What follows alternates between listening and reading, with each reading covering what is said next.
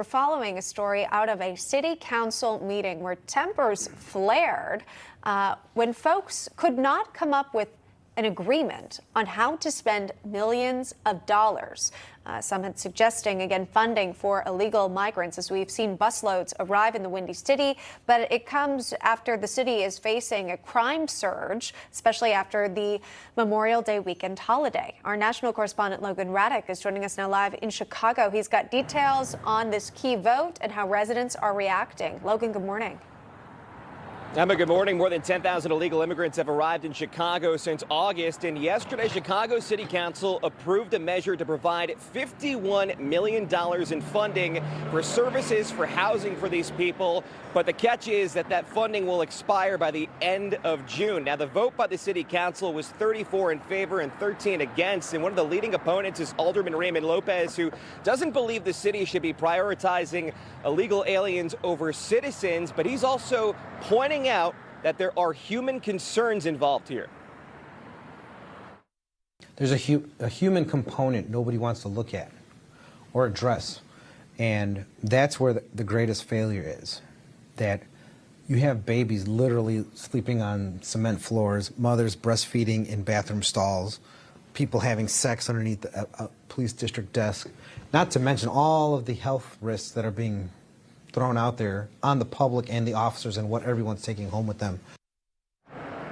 And as you heard Alderman Lopez say, you have hundreds of migrants sleeping in police precincts, even though that the former mayor, Lori Lightfoot, she allocated $112 million for these illegal immigrants for housing and other services. But Lopez tells me that about 15% of that money goes to administrative fees for the agencies and nonprofits that are being worked with by the city of Chicago in order to coordinate this help for these illegal aliens. Now, Chicago is also placing people into closed schools and Wilbur Wright College. That's where 300 people are staying right now, but they'll be kicked out by August 1st because the academic year will be starting shortly thereafter. Now, both Republican and Democratic voters, they are speaking out against the council's decision to provide this money to illegal aliens. Here's some of what people had to say yesterday outside of City Hall.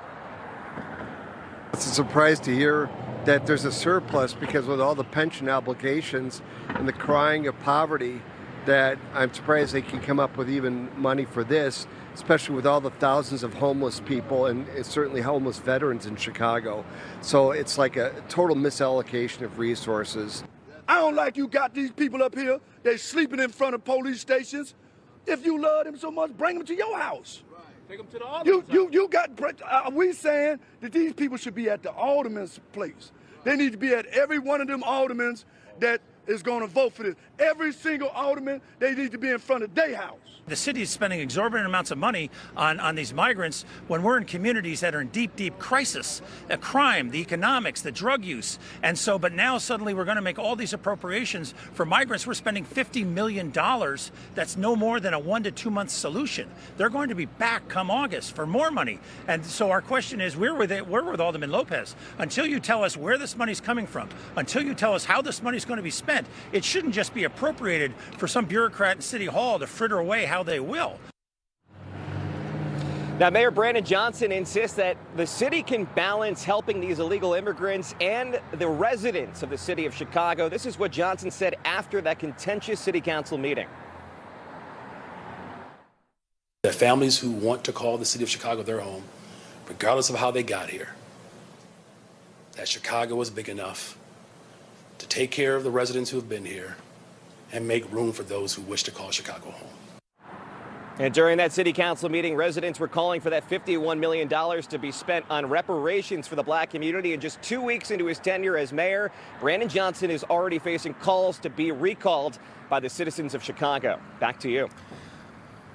All right, we appreciate Logan Raddick joining us live from Chicago. Again, staying on top of that story, you saw all the local affiliates there. Also, Newsmax has been on top of these stories, migrant crisis, and how these different cities, sanctuary cities as they're being called, now seeing the actual, Joe Pinion, by the way, with us, seeing the actual crisis unfold in their own towns now, and realizing they don't have the funding to hold it, they don't have the infrastructure to support it. And it's only continuing to grow. I mean, Joe, you see this here, $50 million and a heated moment there for city council members. Look, we have politicians that advocate for sanctuary counties, for sanctuary cities, but they don't have a plan for sanctuary homes. And it's very easy to bang on a table and talk about the principle of inclusion and equity and bringing people together without actually having to have any skin in the game. Now we see the reality here in New York City, with over $4 billion and counting allocated for the migrant crisis. They told us was a figment of our imagination. $8 million a day we're spending to deal with this migrant crisis, and yet at the same time, people living in public housing who have been born in New York and are probably going to die in New York, $40 billion behind on actual critical infrastructure upgrades, while the investigations that are supposed to have accountability go nowhere. So I think you see now a bunch of people of color in Chicago sounding like a bunch of rowdy Republicans. But no, it's not about your political bona fides or your political leanings. It's about people demanding dignity and respect. We can have respect and dignity for the people who are seeking refuge in America, but we have an obligation, our first obligation, to the people that call this nation home. And if we're not going to give them that decent respect, if we're going to write a check for $50 million for people who haven't even been here for 24 hours, while they continue to live in squalor, while their children are being shot on their way to and from school, while we have, as the man remarked himself, 7 people who were killed, 80 people who were shot, this is an everyday nightmare for people living in Chicago, people living in urban hubs, and they've been turned into a dumping ground for people who want to virtue signal for votes every single election cycle. Yeah, and again, we saw when the migrants arrived, they were being held up in the precincts, right. The Chicago police precincts, which again, no doubt have been busy responding to the crime that was reported on over the Memorial Day holiday and every weekend, which has led up to that time.